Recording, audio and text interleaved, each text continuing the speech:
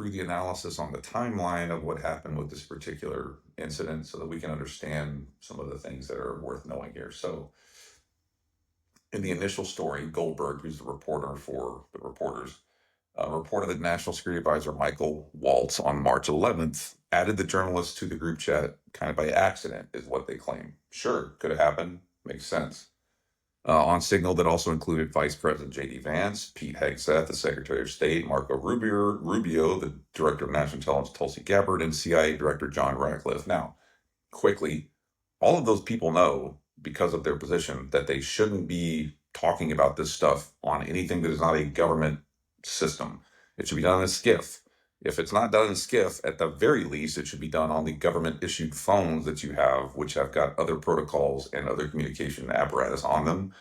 But in reality, all of this should be done in a SCIF, and I'll talk about that more in a second here. This is more on the timeline. Goldberg in the first story withheld details of the chat that he said could have compromised intelligence gathering and military operations. I'll talk about that in a second, too. But after a day of administration figures claiming the Signal chat did not reveal classified information, which there's an important thing to note here, I'm getting to it, while smearing Goldberg, the magazine published the entire thread with one redaction, the name of Ratcliffe's chief of staff, at the request of a CIA spokesperson because that person is undercover. The unredacted messages show Hegseth, the Secretary of Defense, shared plans of the bombing campaign about 30 minutes before the first planes took off on March 15th. Remember, said March 11th, March 15th, and 2 hours before the start of the window of opportunity for hitting a target. Now, here's something that you should know. They said, the administration said that this was not about compromising secret or classified war plans. I would say that that's correct. These were not war plans. These were tactical action plans. The fact that they were leaked right before the attack is concerning, and you could argue that sure, it's not a strategic thing or a large, a large campaign sort of compromise. However, had this leaked out through any of the Signal channels on whatever thing, if you're a Houthi rebel and you see something that says that the U.S. is getting ready to launch F-18s, you could get ahead of that. You could start doing things to prepare yourself. You could run away. You could bring civilians in. Lots of other stuff could happen. But let's kind of get into that. So they're right to say that this was not a compromised classified war plan, which is what the article said.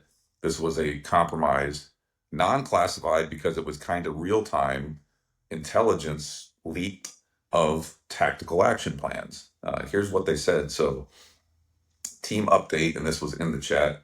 Hegseth, the Secretary of Defense, wrote in the chat, weather is favorable, just confirmed with CENTCOM, we are go for a mission launch. Okay. Now that doesn't mean a whole lot to a whole lot of people, but everyone involved in that means go for understandable that there's shit's kicking off.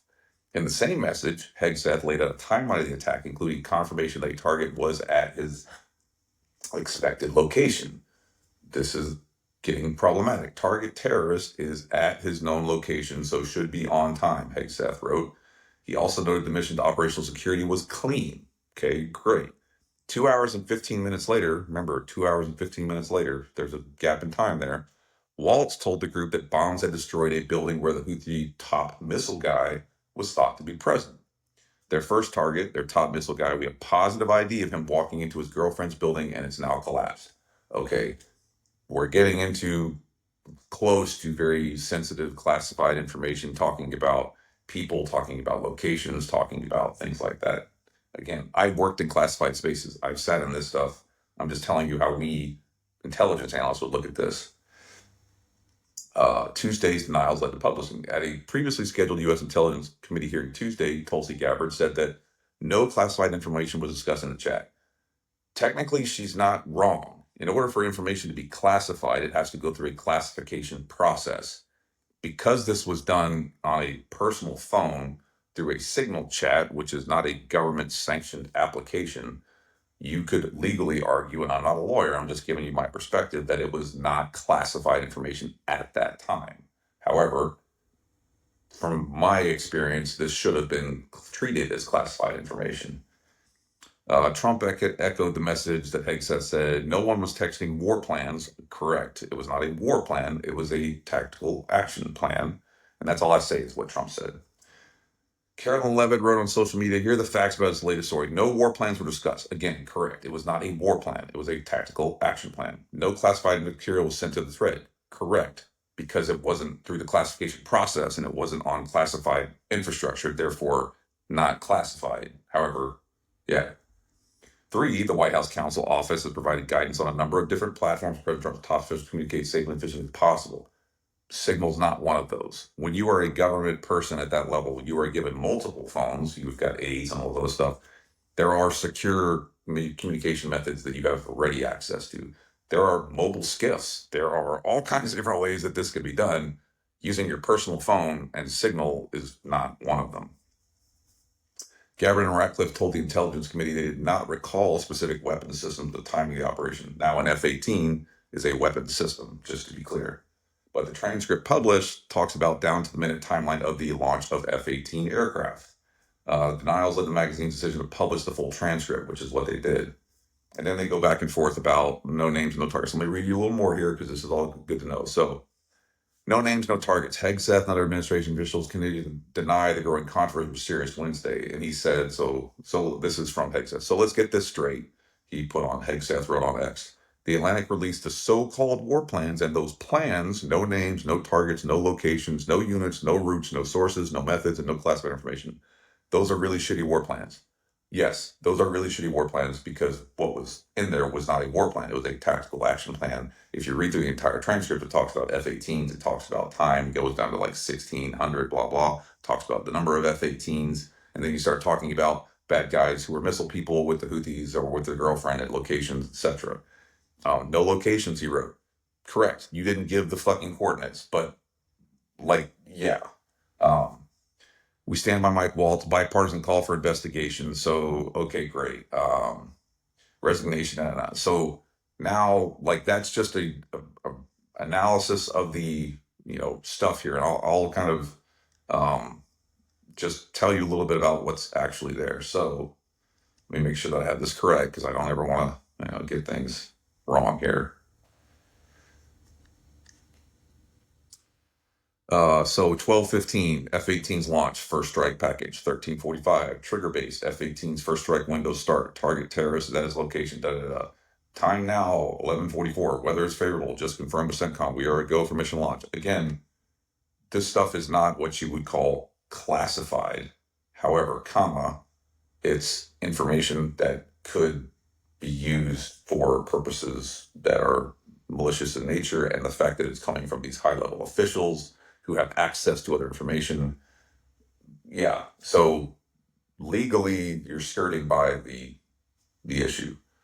Hooray, hurrah, huzzah. That doesn't surprise me. That's what these type of people do. But let's be perfectly clear. This is not the first time that this has happened. This is not the first time this occurred. It won't be the last. Because I believe in analysis and fairness based on data and truth, let's go look at some of the other stuff that we should know about. And again, I don't have a dog in the political fight. I know anytime somebody says I'm not racist, they usually say something racist afterwards. And when someone says I'm not political, they usually say something political in nature afterwards. But I'm genuinely I don't give a fuck about politics. So just know this, okay? I have the sheet. I'll share it with you if you want it. Make your own decisions. Please think for yourself, God forbid. So there's violations and protocols for the last, all the way back to 2017 is how far I went, because I think those are relevant. Donald Trump shared classified information with Russian officials. Still up for some argument. Okay. Donald Trump handled national security issues in public at Mar-a-Lago. We saw pictures of that.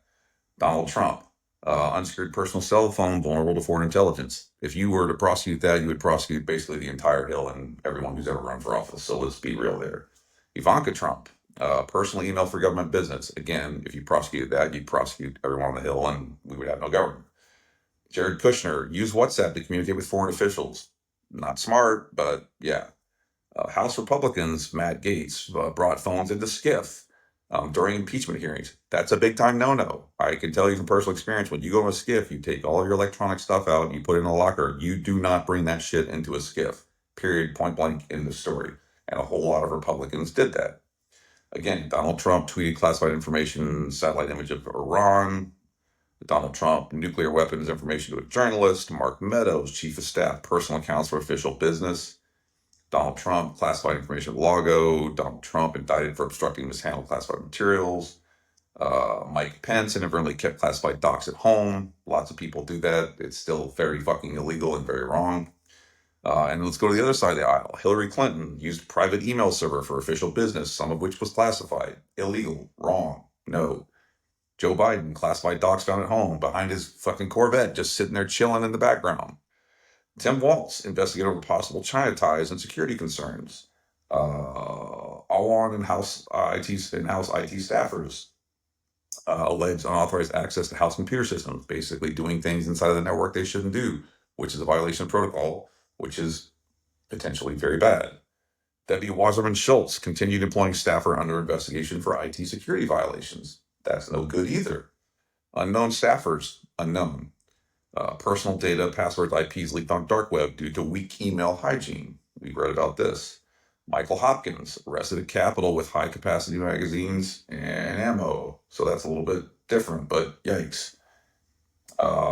Mike Waltz and Peaks Hegseth and others in this whole thing now. So, like, there you go. Those are some of your leadership and people that are elected, that are in office, that are at the highest levels of government, that did a bunch of bad shit on both sides of the aisle, that all have different political leanings and whatever else, that have done things that are knowingly, overtly wrong in the context of classification of information material. They have leaked stuff, they have shared stuff. It just, that's kind of how DC operates to some degree. Here's the real problem, though. How many of those people have been prosecuted and served jail terms? I'll wait. Ready? Go. None. How many of those people have been fined? None. How many of those people lost their clearances and are no longer able to have access to classified information? Want to guess? None. Now let's look at a couple of examples of people that do not have stars on their shoulders or sit in executive offices. Jack Teixeira, Airman First Class, Air National Guard, leaked classified Ukraine war docs on Discord, 15 years in prison. No questions asked. His trial was about 45 minutes. He got to shake hands with his father, and now he's serving 15 years in federal pound me in the ass prison. Daniel Hale, NSA contractor, former USAF analyst, leaked classified drone strike documents to a journalist, pleaded guilty, 45 months in prison. No questions asked. His trial was about 45 minutes, got to say goodbye to some people, and then he's got 4 years in jail. Henry Kyle Fries, DIA counterterrorism analyst, leaked classified intel on foreign weapons system to journalists that he was dating. Confirmed 30 months in prison. No questions asked. Guess what? All of those people lost their clearance. All of them also received fines. All of them no longer have careers in that space anymore. Do you see a shocking difference here? Airman Schmuckatelli leaks some stuff that he found that was interesting on Discord because he's trying to show he's badass. 15 years in prison. Some dude who's getting down with a reporter shares some information on strike systems. 3 years in prison. And no more career and fines. And his life is pretty much over in that space. Do we not see that there's a problem here? So just like be real about this, because people need to understand. When you work in classified spaces and you touch classified information and you have access to that information, you are held to a different standard. And you, as that person, must abide by that standard. The other problem that we have here that's going to show up more, and I can tell you from my experience in military leadership, is that every troop that's out there, all the way down to Seaman Schmuckatelli, Airman Schmuckatelli, Marine Schmuckatelli, Army dude, soldier Schmuckatelli, Coast Guardsman Schmuckatelli, Space Force, I don't know what the fuck, alien Schmuckatelli, all those folks are going to sit there and go, well, wait a minute, if SecDef can get away with this, what's it matter what I do? They won't do it because they're scared, but the question will be asked. This is where leadership has to step in, and these are just my opinions. If you're going to hold other people accountable, you better hold yourself accountable. Now, I don't know Pete Hegseth from Adam's asshole, but I do recall him on Fox News repeatedly saying that because Hillary had shared information on a private email server, she should quit her job and be arrested and all those things right away, right now. I don't like Hillary Clinton. I don't like the Clintons. So there's that. But the truth of the matter is, you did something just as egregious, if not more, and now you're working your way around it. And you, if you actually have the integrity that you talk about, that you preach about, should back out, should resign. Um, the other leadership at the top of the food chain, in my opinion, again, should basically look around and go, you know what? All of you folks knew what you were doing. You knew that this was wrong. You went around protocols. Guess what? You're all fired, and we will find other people that will abide by this particular thing. We can't do anything about the tippy top because there's executive, whatever they call it, get out of jail free card. But these other people should be held to account. This sets a bad precedence. Bad leadership from the top on both sides, on both parts of the aisle, sets a bad precedent, and it causes questions, and it causes us to lose integrity in the forces in general. And again, I'm going to continue doing some research on this and putting some more stuff out because it's just wrong. Um, Having been in a space where I protected classified information for a long time, I can't, I still get sweaty thinking about accidentally carrying my phone into the skiff. I still get worried about pieces of paper maybe being in someone's pocket when they leave the skiff. I still remember seeing people get ready to talk about stuff that we knew they shouldn't be talking about and get in front of them going, hey, shut up. Like, nah, don't say that. Just quiet. But if you got stars on your shoulder or if you're elected to office, you get a pass. This is not how things are supposed to work. Anyway, again, I hope this is valuable. This is my nonpartisan analysis. Feel free to not like it. It's a big internet. Feel free to pound sand and jump off a bridge. It's your world. I'm just providing the insight based on my experience and the data that's publicly available. So there you go. That is the truth.